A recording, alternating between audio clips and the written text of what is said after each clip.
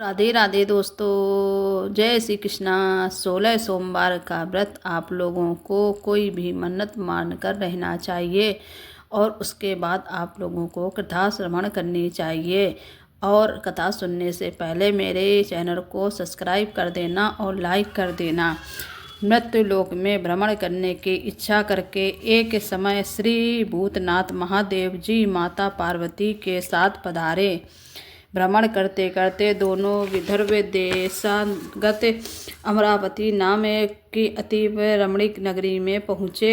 अमरावती नगरी अमरपुरी के सदृश सब प्रकार के सुखों से भरपूर थी। उसमें वहाँ के महाराज का बनाया हुआ अति रमणीय शिव जी का मंदिर बना हुआ था।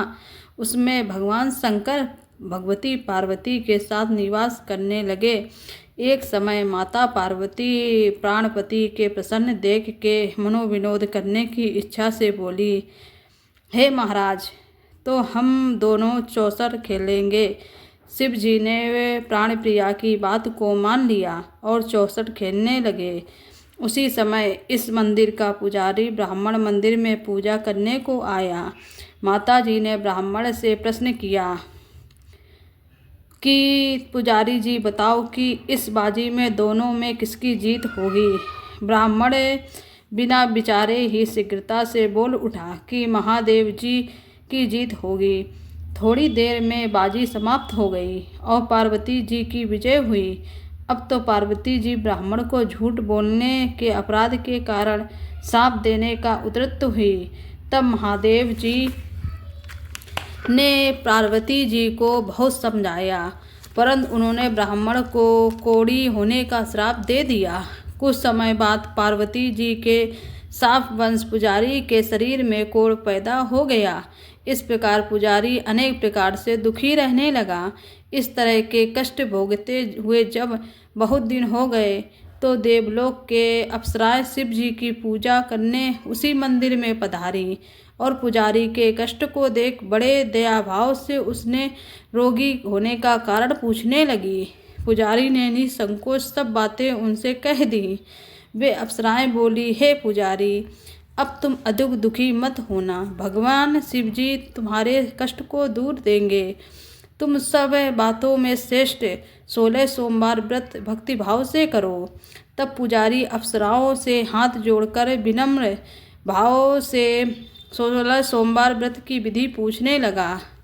अप्सराएं बोली कि सोमवार की भक्ति के साथ व्रत करें, स्वच्छ वस्त्र पहने, आधा सेर गेहूं का आटा ले, उसके 3 अंग बनाएं और घी गुड़ दीप नैवेद्य पूंजी फल बेलपत्र जनेऊ का जोड़ा चंदन अक्षत पुष्पादि के द्वारा प्रदोष काल में भगवान शंकर का विधि से पूजन करें। तत्पश्चात 3 अंगों में से एक शिव जी को अर्पण करें, बाकी 2 को शिव जी का प्रसाद समझकर उपस्थित जनों में बांट दें और आप भी प्रसाद पावें। इस विधि से 16 सोमवार व्रत करें। तत्पश्चात 17वें सोमवार के दिन आप सेर गेहूं का आटे की बाटी बनवाएं। तदनुसार घी और गुड़ मिलाकर चूरमा बनावें और शिव जी को भोग लगाकर उपस्थित भक्तों में बांटें। इसके बाद आप परिवार के सारे लोग प्रसाद लें और भगवान शिव जी की कृपा से सभी मनोरथ पूर्ण हो जाते हैं। ऐसा कहकर अप्सराएं स्वर्ग को चली गईं। ब्राह्मण ने यथाविधि 16 सोमवार व्रत किया तथा भगवान शिव जी की कृपा से रोग मुक्त होकर आनंद से रहने लगा। कुछ दिन बाद जब फिर शिव जी और पार्वती उस मंदिर में पधारे, तब ब्राह्मण को निरोग देखकर पार्वती ने ब्राह्मण से रोग मुक्त होने का कारण पूछा। तो ब्राह्मण ने 16 सोमवार व्रत कथा कहे सुनाई। तब तो पार्वती जी अति प्रसन्न होकर ब्राह्मण से व्रत की विधि पूछकर व्रत करने को तैयार हुई। व्रत करने के बाद उन्होंने मनोकामना पूर्ण हुई तथा उनके रूठे पुत्र स्वामी कार्तिकेय स्वयं माता के आज्ञाकारी हुए। परंतु कार्तिकेय जी को अपने विचार परिवर्तन का रहस्य जानने की इच्छा हुई और माता से बोले, हे माता जी, आपने ऐसा कौन सा उपाय किया है जिससे मेरा मन आपकी ओर आकर्षित हुआ है।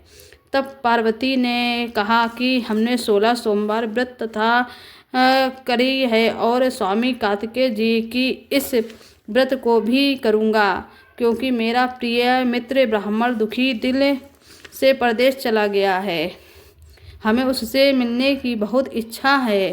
कार्तिकेय जी से भी इस व्रत को किया और उनका प्रिय मित्र मिल गया।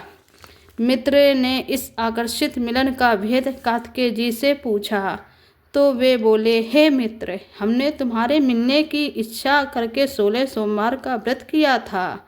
अब तो ब्राह्मण मित्र को भी अपने विवाह की बड़ी इच्छा हुई।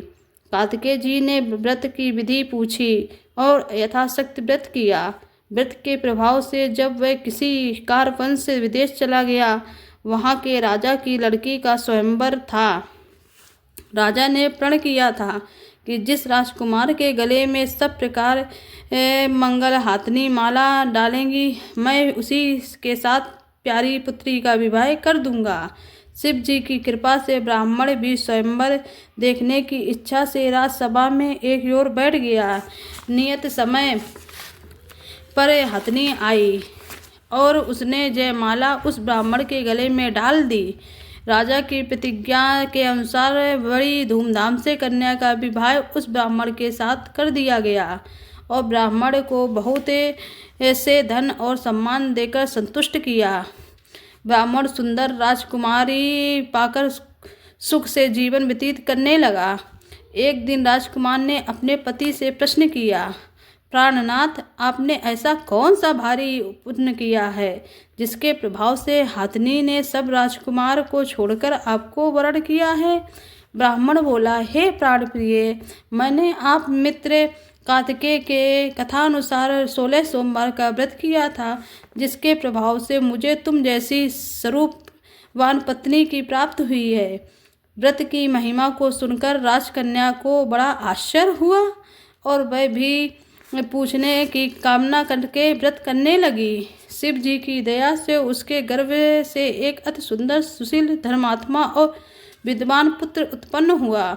माता पिता दोनों उस देव पुत्र को पाकर अति प्रसन्न हुए और उसका लालन पालन भली प्रकार से करने लगे।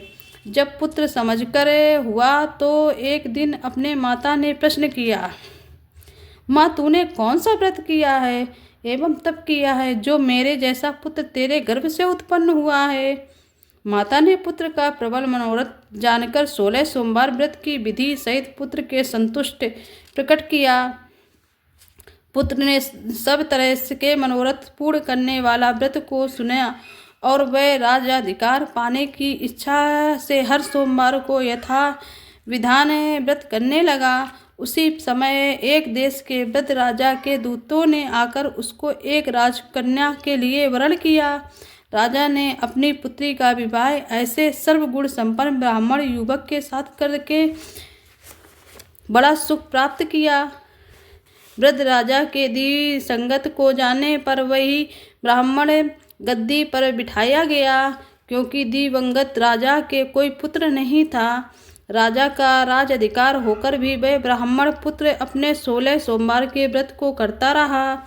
जब 17वां सोमवार आया तो विप्रपुत्र ने अपनी प्रीतमा से सब पूजन सामग्री लेकर शिवालय में चलने के लिए कहा, परंतु प्रियतमा ने उसकी आज्ञा की परवाह नहीं की। दास दासियों द्वारा सब सामग्रियां शिवालय भिजवा दी गईं और आप नहीं गए।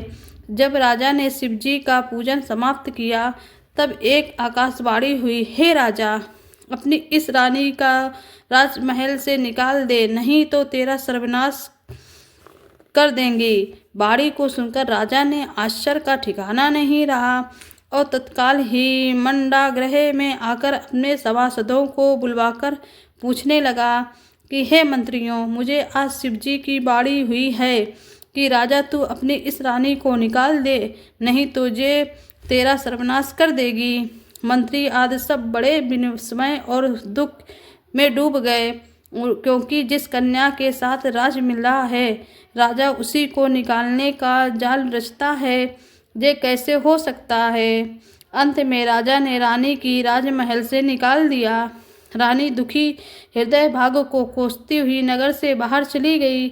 बिना पद यात्रा, फटे वस्त्र पहने, भूख से दुखी धीरे धीरे चलकर एक नगर में पहुंची। वहाँ एक बुढ़िया सूत काटकर बेचने को जाती थी। रानी की करुण दशा देख बोली, चल तू मेरा सूत बिकवा दे। मैं वृद्ध हूँ, भाव नहीं जानती हूँ।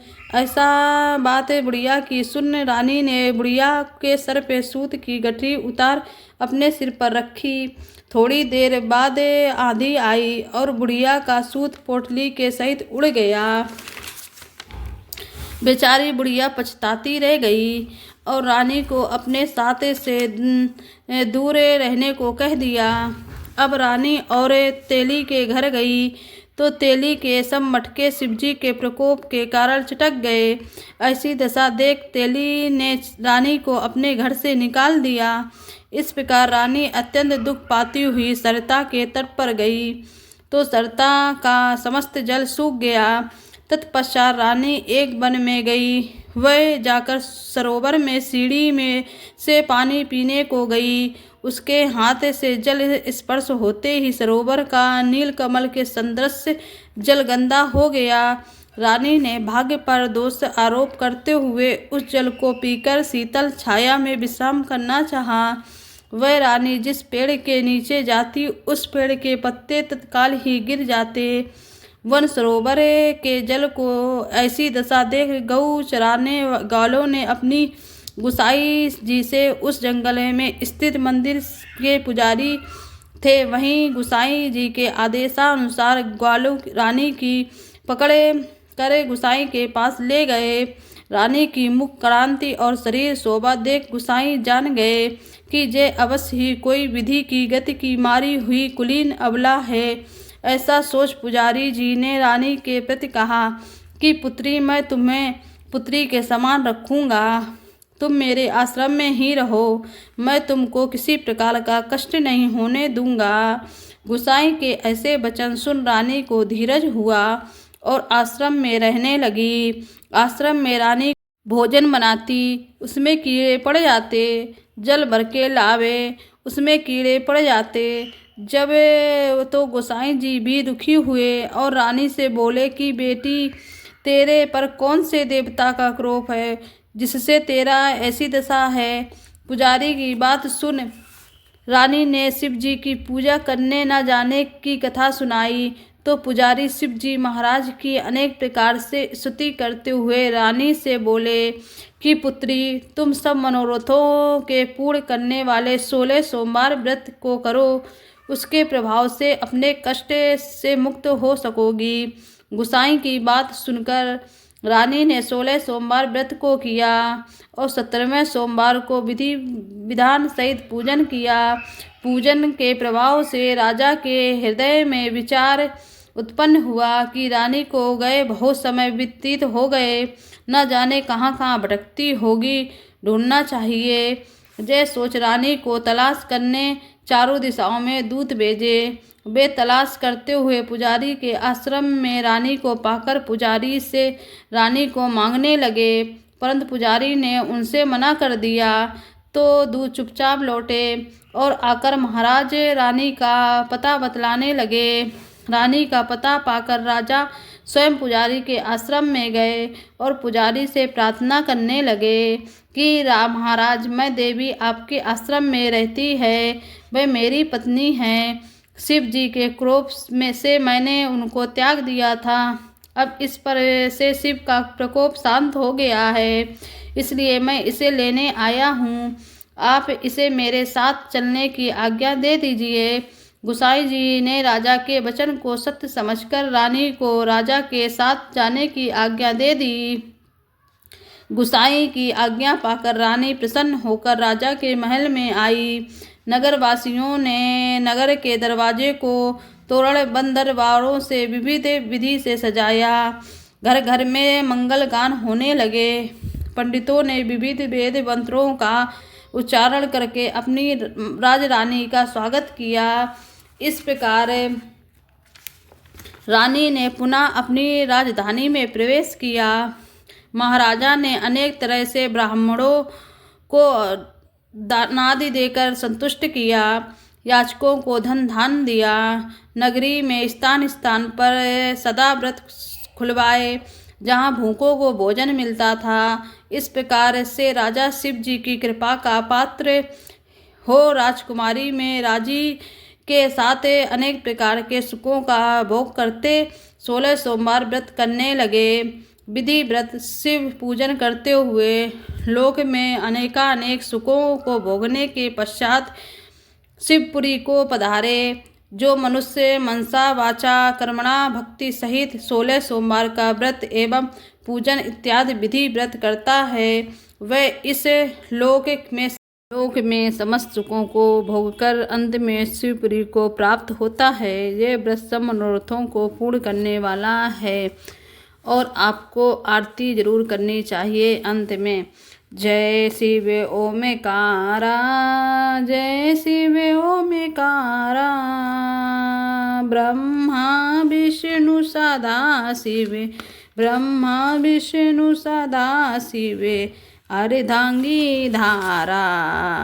ओम जय शिव ओमकारा, एकानन चतुरानन पंचानन राजे, स्वामी पंचानन राजे, हंसासन गरुणासन वृषभाहन साजे।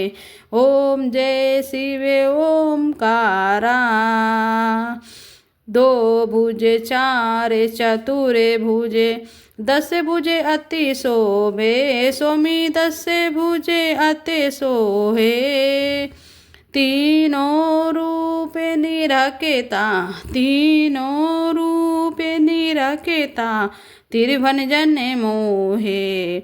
ओम जय शिव ओमेकारा, जय ओम जय शिव ओमेकारा, स्वामी जय शिव ओमेकारा। अक्षय माला बने माला, मुंडे माला धारी, त्रिपुरारी कन्या सारी, त्रिपुरारी कन्या सारी, बरे माला धारी।